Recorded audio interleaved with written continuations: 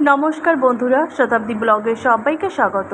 আমার আজকের রেসিপি পটলের ঝাল। পটলের ঝাল বানানোর জন্য এখানে দেখো 6টা পটল আমি নিয়েছি, আর পটলটাকে দেখো ছাড়িয়ে নিয়েছি, আর পটলের দুমুখে আমি চিড়ে নিয়েছি। এরপর দেখো একটা মশলা বানিয়ে নেব।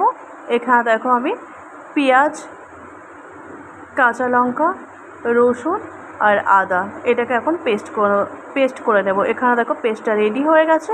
এরপর দেখো একটা কড়া বসিয়ে দিয়েছি, কড়াটা গরম হয়ে গেলে তেল দিয়ে দিয়েছি, তেলটা গরম হয়ে গেছে। আর এখন আমি দিয়ে দেব পটলগুলো দিয়ে ভাজা করে নেব।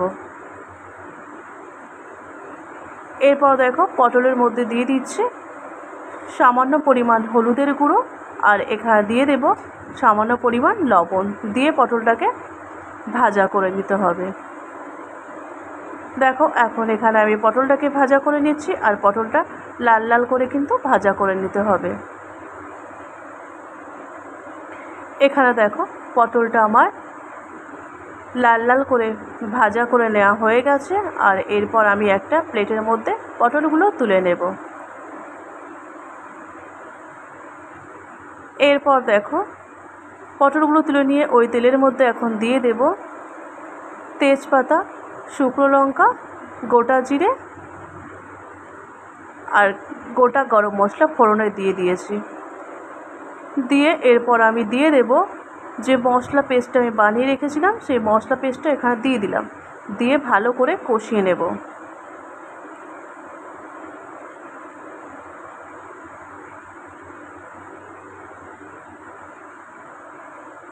দেখো এখানে ভালোভাবে মশলাটা দিয়ে কষিয়ে নিচ্ছে।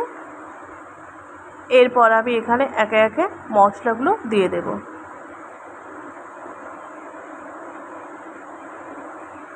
এরপর দেখো এখানে আমি কিছু মশলা দেব। দেখো এখানে প্রথমে আমি দিয়ে দিচ্ছি পরিমাণ মতো হলুদের গুঁড়ো, তারপর আরও একটু নাড়াচাড়া করে নেব। তারপর এখানে দিয়ে দেব স্বাদ মতো লবণ। এখানে দেখো দিয়ে দিলাম স্বাদ মতো লবণ, দিয়ে আবারও নাড়াচাড়া করে নিচ্ছি। এরপর এখানে আমি দিয়ে দেব কালারের জন্য সামান্য পরিমাণ লঙ্কার গুঁড়ো, দিয়ে আবারও নাড়াচাড়া করে নিচ্ছি।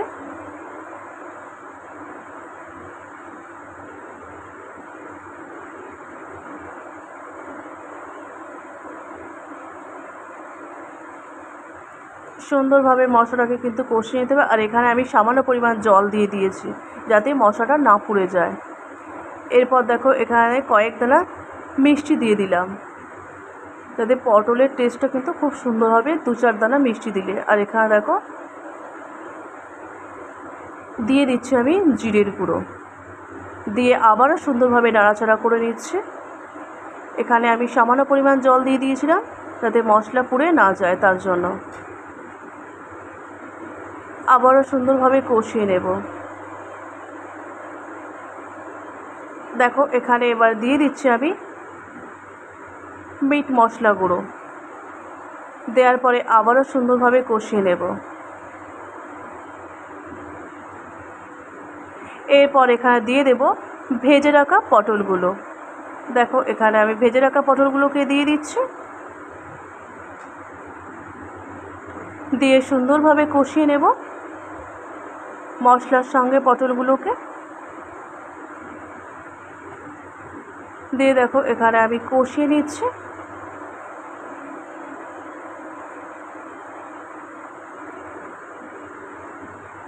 দেখো এখানে আমার কষানো প্রায় কমপ্লিট হয়ে গেছে। আর আমি এখানে সামান্য পরিমাণ জল দিয়ে দেব, খুব বেশি জল দেব না, কারণ এটা ঝোল ঝোল হবে না, এখানে একটু শুকনো শুকনো হবে, তবেই কিন্তু পটলের ঝালটা খেতে কিন্তু খুব ভালো হয়।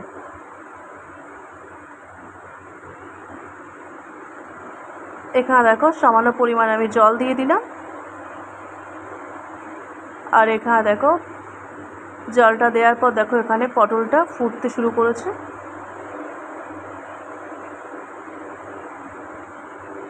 আর এখানে আমি কিন্তু একদম ঝোল করিনি, শুকনো শুকনো পটলটা করেছি, হালকা হালকা ঝোল থাকবে। আর এর মধ্যে দিয়ে দিলাম দেখো গরম মশলা গুঁড়ো। আর এখানে কিন্তু আমার পটলের ঝালটা একদম রেডি হয়ে গেছে। আর এখন আমি একটা প্লেটের মধ্যে তুলে নিয়ে তোমাদেরকে দেখাচ্ছি, দেখো কত সুন্দর হয়েছে। এখানে দেখো গরম মশলা দিয়ে আমি নাড়াচাড়া করে নিয়েছি।